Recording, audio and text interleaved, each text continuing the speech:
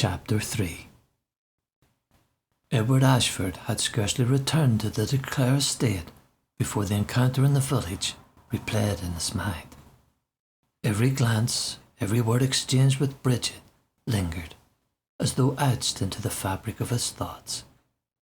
He busied himself with his ledgers in the study, the flickering candlelight throwing restless shadows against the stone walls.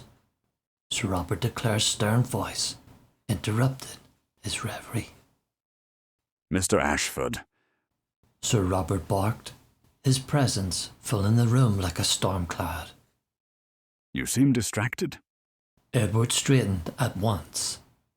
Not at all, sir. I was only reviewing the tenant records as instructed. See that you remain focused. These Irish rabble are a thorn in the side of the crown. We must watch them carefully. Sir Robert's eyes narrowed. Particularly in that village you visited today. I hear there was trouble. Edward's hand paused mid-note. Only a misunderstanding, sir. Nothing of consequence. Misunderstandings can fester into rebellion. Sir Robert replied darkly. Do not forget your place, Mr. Ashford. That night, Edward lay awake, unable to shake the unease Sir Robert's words had stirred. Brigid's face appeared before him in the dim haze of sleep, her defiance, her strength. What had caused such hardship in a land as beautiful as this? And why did Sir Robert speak of the people with such disdain?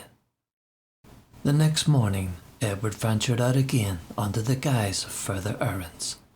The mist had lifted, revealing a brighter sky, though a sense of tension hung over the fields. As he approached the village, he spotted Brigid, walking alone along the narrow trail that bordered the wood. She carried a basket in one hand and looked up sharply as Edward called out to her. Miss O'Donoghue. She paused, turning slowly to face him, her expression guarded but calm. Mr. Ashford. She replied, her voice carrying none of the warmth one might offer a friend. Do you make a habit of troubling strangers? Edward grinned faintly, closing the distance between them. It seems only fair, considering the impression you left upon me yesterday.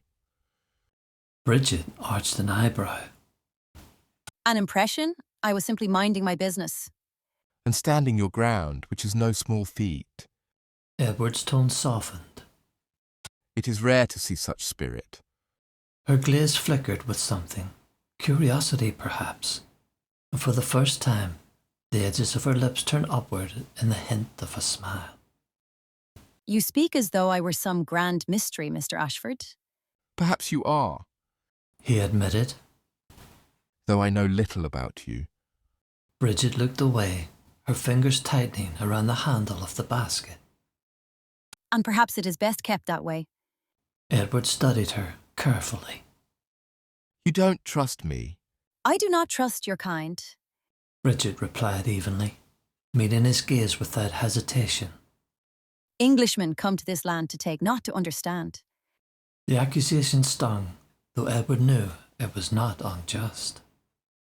And yet you speak to me now. Because I am no coward. She said simply. And I have nothing to hide. A silence settled between them, broken only by the distant sound of a lark in the trees. Edward felt the weight of her words, as though she had thrown down an invisible gauntlet. He nodded, accepting her challenge without protest. Then allow me to prove myself, Miss O'Donoghue.